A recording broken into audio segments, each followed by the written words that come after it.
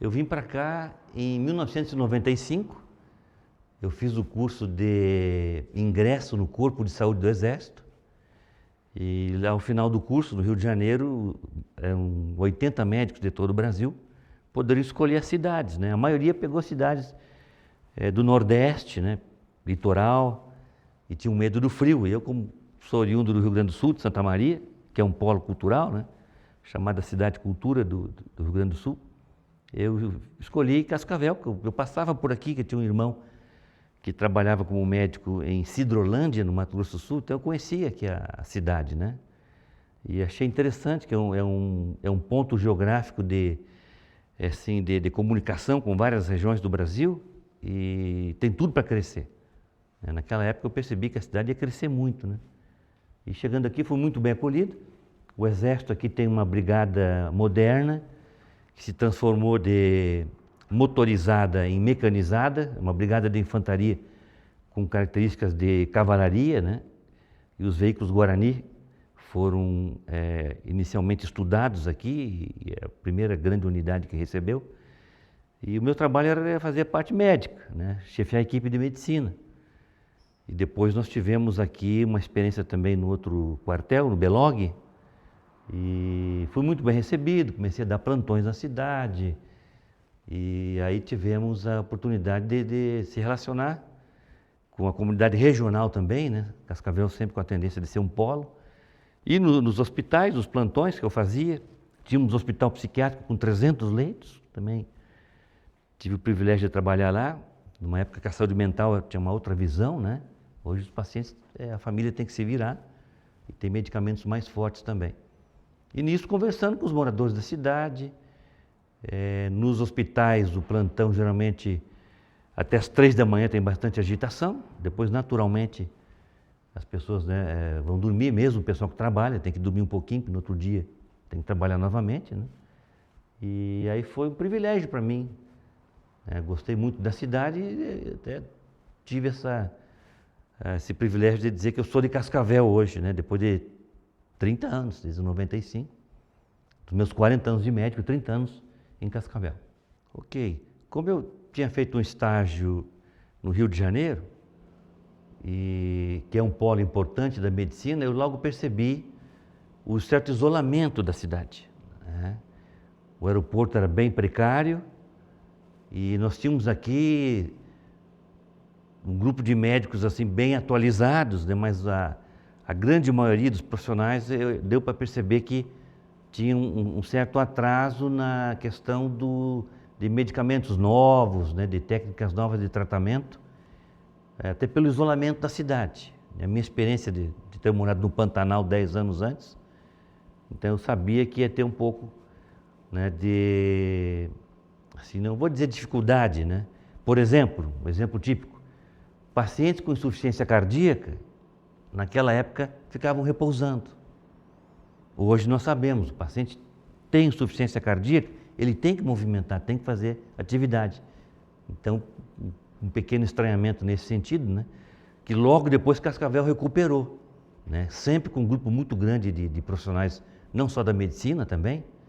Aqui eu cito o laboratório Álvaro, né? O Dr. Álvaro, farmacêutico, bioquímico, mas com uma visão assim, bem futurista, né? Então, pessoas como ele, e na área médica, na Associação Médica de Cascavel, onde foram pensados os hospitais, os cursos de medicina, não tinha internet, não tinha essa rede social, então as pessoas tinham que se reunir para conversar e planejar a cidade. Então esse foi o diferencial também que eu percebi, o potencial geográfico e o potencial humano das cidades, né, com relação ao desenvolvimento que hoje a gente está vendo, né, que aconteceu, né. Olha, no primeiro dia, na época do prefeito Salazar, que foi aberto o 3º turno, havia uma encrenca do hospital universitário. Na época não era universitário. Havia uma encrenca do hospital regional com a prefeitura, por causa de política, né? A política, que deve ser a arte do entendimento, das pessoas se entenderem e fazer o bem comum, alguns, né, buscam o poder apenas. Então o prefeito Salazar fazia um trabalho muito bom na área da saúde, abriu o 3º turno no bairro Santa Cruz E o secretário de saúde era o Dr. Lísias Tomé, né, que colega cardiologista, que se tornou um grande amigo meu também, disse para o Salazar, vamos abrir esse terceiro turno com médicos experientes, que atendem qualquer faixa de idade, né? Aí eu fui chamado. E para nossa surpresa, quando abriu o turno, lá no bairro Santa Cruz, tinha 250 pessoas para serem atendidas em 3 horas. Né? Depois nós ficamos sabendo que o hospital regional, na época, já vinha dias se preparando para, avisando as pessoas para irem nesse terceiro turno. Quer dizer, uma coisa assim, sem cabimento, né? Mas eu atendi as 250 pessoas. Tivemos que chamar a polícia, né, que houve um entreveiro na fila, né? E naquela época o remédio era distribuído assim em uma quantidade muito grande, né? Não tínhamos nenhum problema, o remédio era distribuído ali no local, a pessoa não tinha que se deslocar, né? Funcionava muito bem essa parte. Aliás, o prefeito Lísias, acho que foi um secretário de saúde que marcou, né? E, então isso aí foi um aspecto que me chamou a atenção dele. Eu já tinha essa experiência na área indígena, de atender grande quantidade de pacientes, né? Então eu pude atender os 250 pacientes em 3 horas. Fiz o melhor que eu pude, né? Certo. O doutor Bichá, Sérgio Bichá, que está há mais de 50 anos em Cascavel, ele atendeu a cavalo e de charrete. O primeiro posto de saúde da cidade, que hoje foi destruído, né? Não tem, o terreno ali está todo vazio, né? Perto do primeiro posto de correio, na rua, ali é Rio Grande do Sul, que parece com Souza Naves. Ali ele atendeu, foi o primeiro chefe do posto, né? Então o atendimento que ele fazia foi o primeiro eletrocardiógrafo da região oeste, né? Acho que nem em Foz do Iguaçu tinha, quase 60 anos atrás. Então as histórias que ele contava bastante interessantes, as vidas que ele pôde salvar. E um dia me contando um pouco das histórias, ele disse que o que marcou ele foram as pessoas que morreram na mão dele.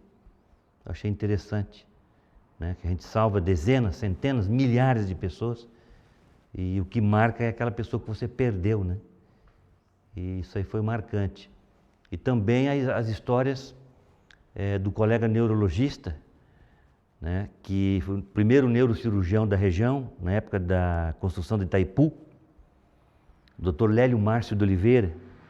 Ele pegava o avião dele aqui, um teco-teco, de manhã, logo que nascia o sol, descia em Foz, fazia cirurgias, que havia muito acidente, muitos trabalhadores brasileiros ficaram inclusive enterrados, estão soterrados lá dentro da barragem, né? Talvez centenas de pessoas morreram, naquela época não era muito divulgado, né?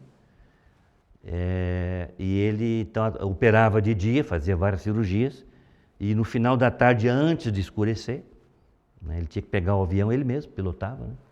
Pegava o avião e descia aqui no aeroporto de Cascavel, né, que era ali na antiga, na rodoviária atual. Ali era o aeroporto da cidade, onde é a rodoviária, né?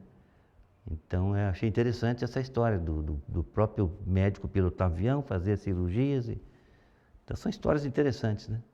A cidade se abriu para o mundo, né? O Brasil desenvolveu muito, o Brasil cresceu bastante, né? Se tornou um país urbano, né? E eu peguei nesses 40 anos de médico, e antes de médico eu fui técnico de enfermagem e trabalhei em banco de sangue, as doenças infecciosas, né? Como diarreia, tuberculose, né?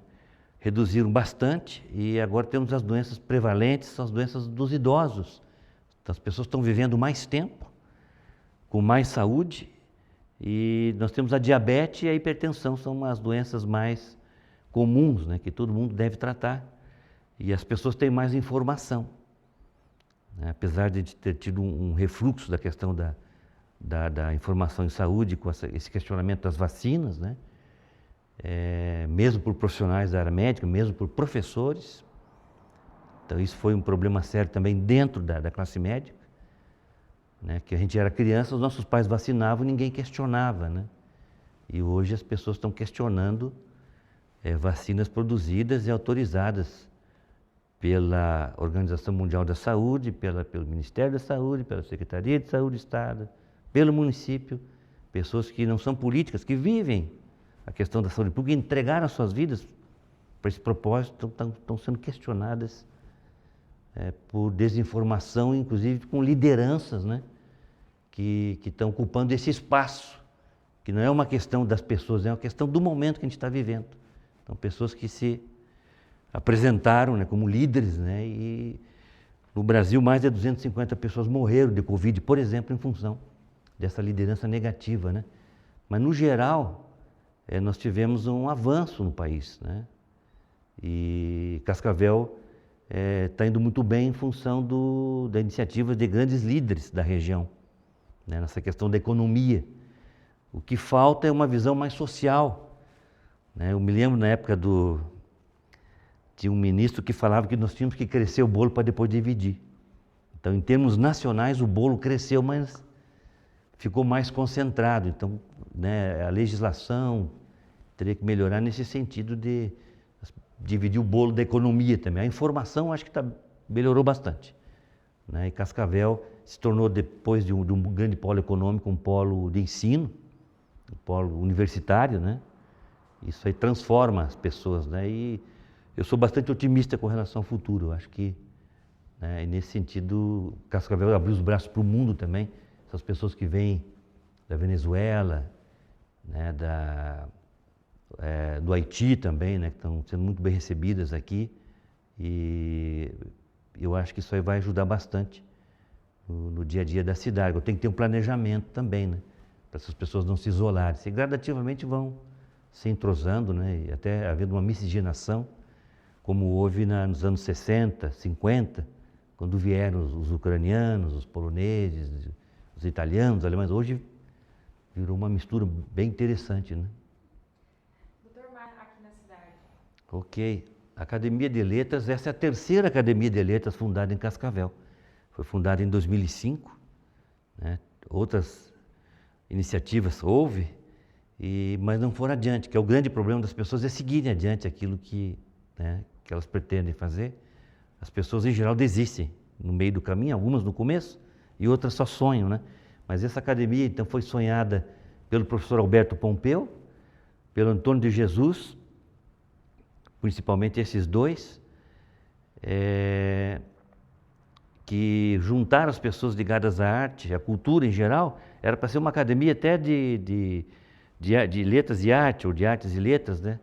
Mas no final, mais as pessoas ligadas ao jornalismo, ao direito e à própria literatura, né, foram convidadas, né? E aí eram 12, né, que nós chamávamos de 12 apóstolos. E ali nas catacumbas do professor Pompeu, no porão do professor Pompeu, onde ele tem hoje um museu, né? Tem um museu militar, a academia começou a funcionar. E são vários livros, né? E hoje ela está funcionando muito bem.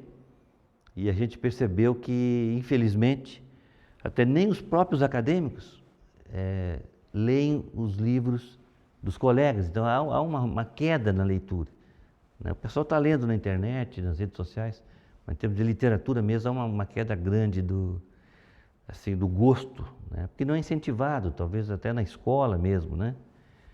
E hoje você vê nos restaurantes, nos eventos, as crianças já com celular, e brincando no celular, não vão querer ficar lendo um livro que é, né, passivo, né? Então a academia é importante, né, porque é o registro da memória da cidade, né? Você começa a escrever, você começa a ler, você conhece a história. E tivemos vários historiadores ali também na academia, o principal deles o professor Pompeu. E ali, estando na academia também, a gente conhece mais pessoas da comunidade, né? Eu também me envolvi com rádio. Nós tivemos a programação cultural da antiga Rádio Nacional, com um grande radialista chamado Fernando Matos. Nós tínhamos a programação noturna, a Madrugada Nacional. Conheci o Fernando, ele teve um infarto, né? Conheci ele no hospital, na UTI, e ali ficamos amigos e eu também escrevia crônicas. Nós fomos para a programação noturna, tinha uma audiência muito grande, né? E também sempre tive ligado ao esporte. Mais recentemente eu comentei futebol na Rádio Colmeia e na Rádio CBN, né, atualmente na KTV, programação de esportes, focando no futebol.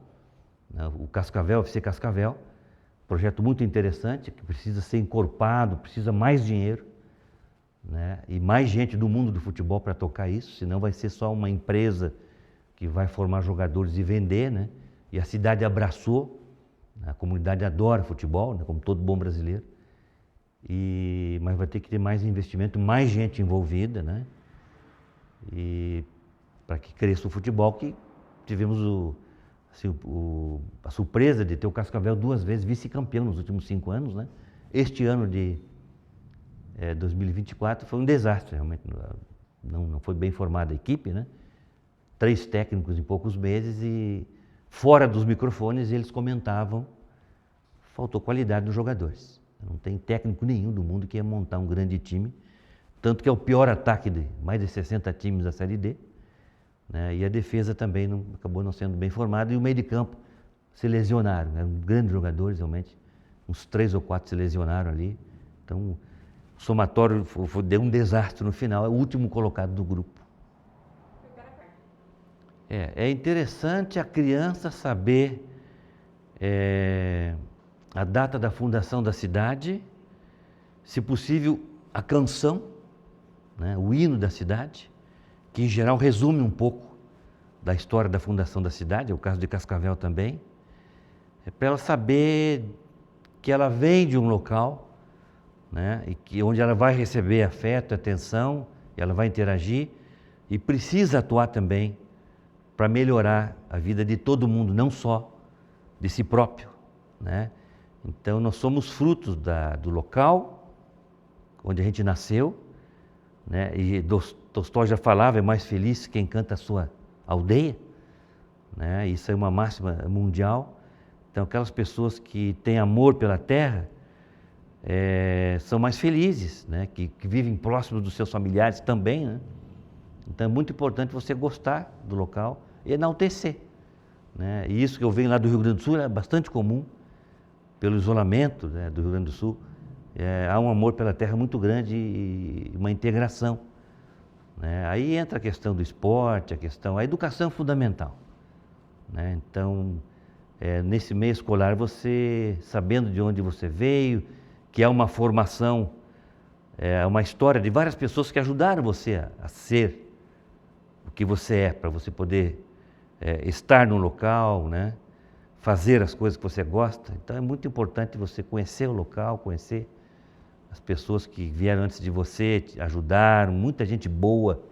A maioria das pessoas são pessoas boas, né? Hoje você vê aí, você liga uma televisão, é só notícia ruim, né? Mas você pega mais de 90% das pessoas boas, né? Com bom coração. E nisso a mulher ajuda bastante, que a mulher é ela que forja, na verdade, né? Até os 6, 7 anos de idade, as crianças estão nas mãos das mulheres, né? Então, nesse sentido, a mulher tem um papel fundamental, né? A força da mulher, a independência da mulher. E Cascavel, nesse sentido, tem um espaço muito grande para crescimento da mulher, né? Mesmo na política, onde coloca mais mulheres, as leis são melhores, melhora a comunidade, né? A vontade de crescer, de empreender. Essas populações que vieram da Europa lá com bastante sofrimento, muitos passavam frio e fome, né? Já de uma terceira geração, muitos dessas famílias já passaram por Curitiba ou passaram por outras regiões antes de chegar em Cascavel, né?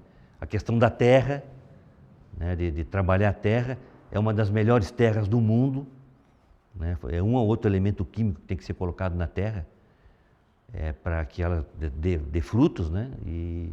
Então, o crescimento da cidade veio em função dessa vontade das pessoas de crescer e a cidade surpreende, né? Pelo empreendedorismo, né? Se fala bastante nesse sentido e as pessoas gostam de trabalhar.